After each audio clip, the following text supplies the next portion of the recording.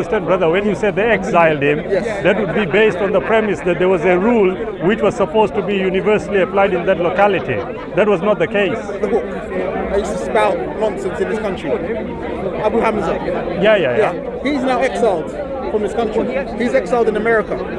He's in a prison in America. Okay. Do you believe he was an extremist? Abu Hamza? No. You see, I'm very uncomfortable with the word belief, number one. Okay. Number two, when you say exile, what is the definition of an exile? Exile means that if you are in a country, you're a citizen of this country, yes? And you're born, or you have a British passport, yes. But the Queen can still say, because you are a so-called enemy of the state, you are an exile. You're no longer allowed. That's what refugees are. So refugees are necessarily exiles of their states. Sorry, brother, I'm Shabir. You are? Richard, nice meeting you. You see, what you have just said to me is based entirely on the rule of law. Yes. Take that to that situation. Like I said, there wasn't an applicable rule to exile somebody. So what was the situation?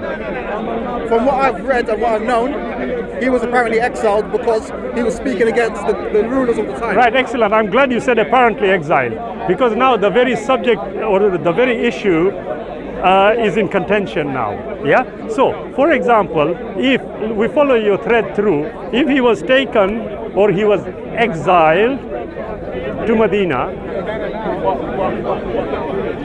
does the rule of exile mean that he cannot come back? Yes. Why? Because he's banished. Okay. That was the condition. Now you're out. I'm so glad. Where is this recorded that he was told you have to go? Where?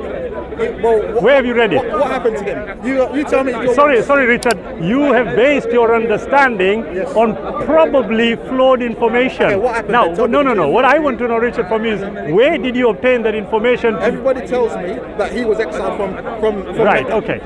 I do apologize to sound as though I'm pushing. No. It's fine. It's fine. What you are basically telling me is you thought that was the case. Okay, maybe I did. Yes. Okay, but that means you are wrong. Okay, prove me wrong. Right, now, no, it's not about proving you wrong. Yeah. If the very premise is wrong, there's nothing to prove. Okay.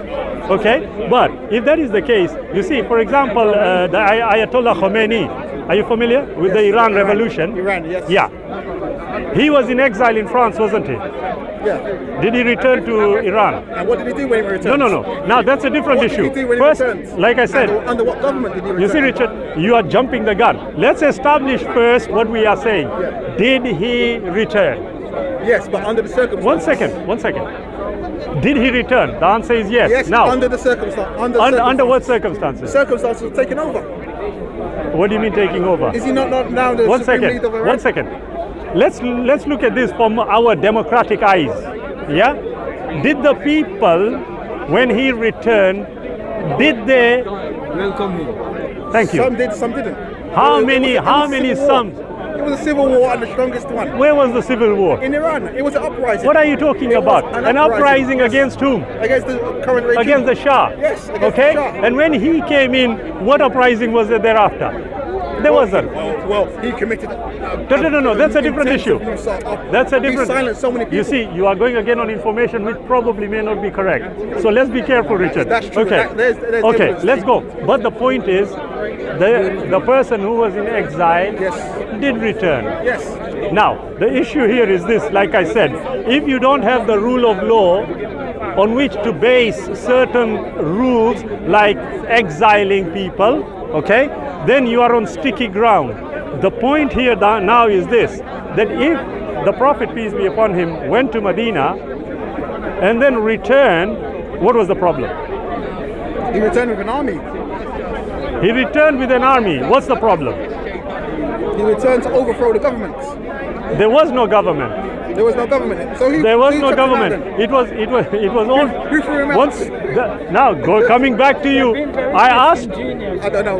We'll come to that. We'll come to that. You see, I will ask you this. Yeah. 1 second. I already said earlier on, to which you agreed, nobody threw him out because I asked you for the evidence. I did not. And you said people have told you. So nobody threw him out. Okay. If nobody One second. You see. You must understand here, when you are saying something contrary to what you, brother, just thought, without actually establishing the facts first, was he thrown out, yes or no? Yes or no? Since you are saying it was a disingenuous argument, I'm glad, Richard. Check it. No. Wait, let's get this right. It's called hijrah when he went back. No, it was hijrah when he went out. So that's even incorrect. But basically, Richard, the question here is this. Well, I just said, and I will just give you an overview.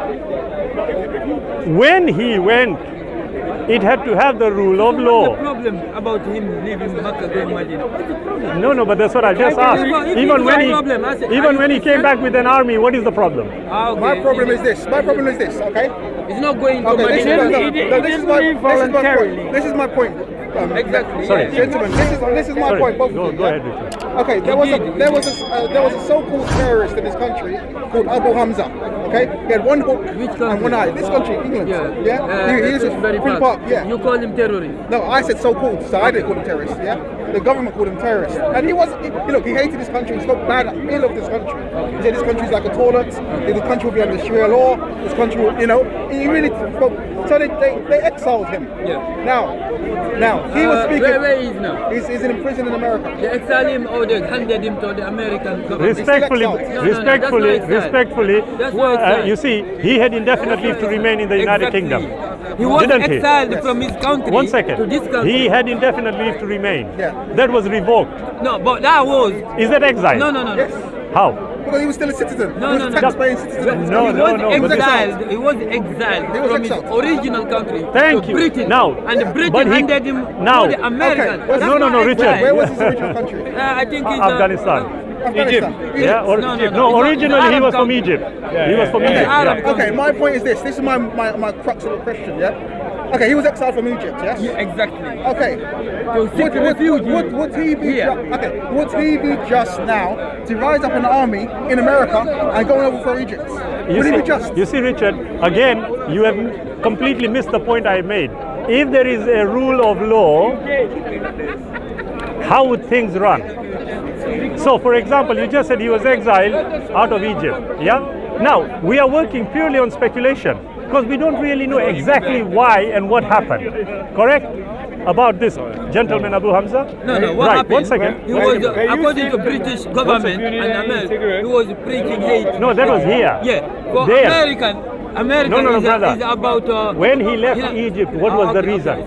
Right? So you see, the problem here I'm finding respectfully is that if we are going to take snippets of information and then base our conclusions on those snippets of information, then I would respectfully suggest that you are going to end up the wrong tree. Okay. Yeah? Why So, are you question. trying to rewrite history in that respect? That's your opinion, you're entitled to it. But basically, Richard, what I'm saying is, look, if a person... trying to look at what Are you happened. checking? Are you checking? Sorry to be No rude, problem. sound No rude. problem, I'm no looking problem. at What happened your to points him before? when you're Yeah, saying, that's fine. So Yeah, please speak. yeah, no problem at all. Yeah, so I'm basically saying to you, look, if there is no rule of law, okay, then you have a problem. If he suddenly gets an army, okay, and the people welcome him in, what would happen? So say that again, sorry. Yeah, I did. Not worry. If, as you suggested, he built an army. Yes. Okay. Abu Hamza Yes. built an army, yes. If, and we are working purely on speculation here. Okay. If. Yes. Yeah. And let me make something very clear here. We are only using this individual's name as a result of you raising it. Yeah. So, the question is this: if he built an army and then decided to walk into Egypt, and the people of Egypt welcome him, is that okay? Like a Saudi... No, One second. I'll say no. Why? Why? Because there has never been an occasion in history where everyone has welcomed invaders. No, but One never. second. He One was second. beaten down by the- One second. He's a usurper. One second, The king Richard. of Saudi Arabia, they found out the same thing happened. He was But that was exiled. He that was came then. with a big You see, army. if you look at it, but bigger. Richard, the point, I can see what you mean. But he himself is not an invader, is he? What happened during the... No. Is he an invader? Yes. How? He's going back to his country. Yeah. But he's exiled from the country. He's breaking the laws. Look, again, you see, we are mixing two things. We just agreed. The government is breaking the law. We just agreed He's trying to that, make them. that if he built an army and he went back and the people welcomed him. But that's impossible for everybody to welcome him. You see, again, speculation, isn't it? No, So, I'd rather, It's Richard. naturally impossible. Maybe the majority No, I agree with you. But you see, what I'm basically saying is, if we work on snippets of information, if we work on downright false information, we are going to formulate conclusions which we reasonably think are correct. Until somebody My point comes. was that this, okay, what do you call it? You call the hijrah him going to Yathrib, yeah? Yeah. And then what is him going to Mecca? Back to Nothing. Mecca? What do you call Because that? nothing. He's going back home to his homeland. It's not from Yasrib. No, what do There's Muslims nothing. call it? There's What do you nothing. call The it? hijrah, he went there, and there he went back for the what they call the fatah. The Fatah. Yeah, the victory of him going into Makkah. Yes, that in my opinion was offensive jihad. Okay, excellent. In your opinion, Yes. not based on facts. Okay, I'll agree. Because we'll go around in circles. No. You're going to say yes, I'm gonna say no. So You will that have to point- agree, because when you came up with the idea that you think it's an offensive jihad, Yes. the first thing I would say is, okay, definition of jihad and definition of offense. What is it? I can't define. Now here is the problem. You are relying on an opinion based on information which you are not entirely sure about, respectfully. Okay. Now, in what my I would opinion, suggest, yeah. that was going in to invade another area. Right, okay. Now, evidence will have to be provided to justify your position. I want to ask you something. Okay. If you live in, let's say you live in a country, you come from here, Alhamdulillah, and the yeah. government here, they do all the horrible things to the people. Yeah. You stand talking against that, Yeah. you become a rebellion. Yeah. So they will end up exiling you. Yes. If you come back with a big army to show things right, to help the people, is Well, you see, that's a good point. you are And the people absolutely will right. welcome That's a good point. That's Yeah. a very good point. It is. Okay, but let me say this, yeah? Yeah, sure. Mecca, during the time of your Prophet Muhammad, yeah, was apparently a multi-religious, vibrant, multi-religious, you know, like cosmopolitan area, isn't it? Yeah.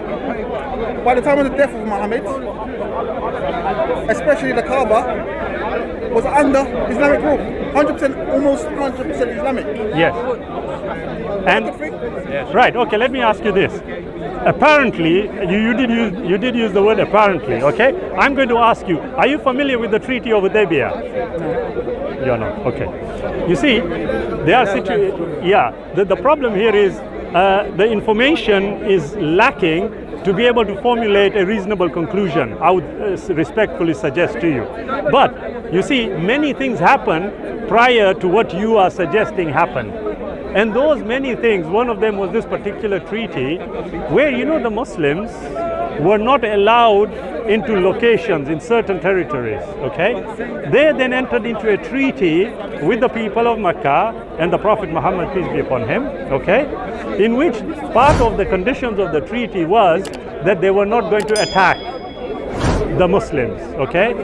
In return, the Prophet was told that you can freely mix with people. Now, you are not familiar, but hopefully, as you rightly said, you'll go back and check all this. Have a look at what subsequently happened to the people when the freedom to discuss Islam with the people was given. You will find an incredible amount of people embracing Islam. Now, what you have to respectfully find is information which clearly shows that the whole of Makkah, if not 90% of it, was totally against the Prophet coming in. Before doing that, you'd first have to establish whether there was a particular rule of law applying, and how that was broken, if it was broken. So my point is that the Kaaba was a multicultural, multi-religious shrine, right, turned into 100% Islamic shrine. Excellent. Today I cannot go to the Kaaba. Excellent. But now, if I were to ask you this, here is Hyde Park. We are all here multi, aren't we? We are, aren't we? If a person came, yes, and convinced all of us to follow him, and everybody agreed What do you find wrong with that? I find wrong with that because if just one person comes out in here and says, I am not one of you, but I want to come in and speak to you, and you say, no, you're not allowed, that is wrong. Now, again, you would have to provide evidence of that. No, the Kaaba is evidence. Like I said, the Kaaba is evidence. The Kaaba is evidence, but if they voluntarily accepted his message, what do you say to that? I would say, I do not believe in your message. Then you have to provide the evidence. I don't believe in your message, but That's I would fine. like to come amongst you. Again, speculation. I am saying if you are applying your reasoning to a particular realistic situation, then it is only fair that you must provide the evidence to either accept the condition as it was then, or to provide evidence to counter it. So there were no examples of people being of other religions being chased out in your hadith? No examples. Now, you see, Richard, that is, you are making the claim. No, I'm asking you, are there any examples? I would say no. So and I'm asking you if I can. Come back to me. Come back to me. Give me £100. Come back to me. No. I'll give you £100, but to charity. How is that? If there is an example, and a charity which we will agree. If there is an example of a tribe that's not Muslim being chased out of Mecca. Yes. When he came back. Yeah, when he came back. Actually, a tribe. Actually, they submitted before he get there. So what war was he having? Because who was he fighting? No. That's the point. He wasn't fighting. He didn't fight. He didn't fight. He stole. He raided caravans. No. You're talking about the returning back to Mecca. Brother, you are confusing a lot of things and based on little information. The wars had taken place before he returned to Mecca, and the wars. Wait, brother. When he died. Brother, wait. He said I would have to give him £100. I think it's only fair that if he doesn't, he gives me £100. Hey, come on, why not? It's fair. Why doesn't he give me £100? There's a Christian. No, just a joke, my brother. I said that it's not the only Jesus. Not only Jesus has been called Messiah in the Bible. He shouted, no. If you show me, I give you 1,000. No. Look, at the end of the day, it is the best thing to do to ask questions. It is absolutely. It is the best thing to do to find out what the truth of the matter is. About 1,000 army. They couldn't even stand up. I'm asking these difficult questions for you. Yeah. Sorry, don't Richard. think I am jinn. Okay. Don't think I'm a jinn or shaitan. And how am I going to know whether you are or you are not? I don't believe in it anyway, so you can believe it if you want. You don't believe in it, and again you are using it as evidence. Because I'm using it as in jest. Actually, in the Quran, I know, just a joke, just in jest. It says there is a human being as Satan, human being as jinn. Yeah. Sorry, brother, carry it. Richard, a pleasure. Okay, Look, nice meeting you. What's your name? Shabir Ali. Okay. Anything untoward. Not Shabir Ali, Shabir Yusuf. Sorry. Okay. Sorry, yeah. Anything untoward, please forgive us. Okay. Look after yourself. Okay, brother.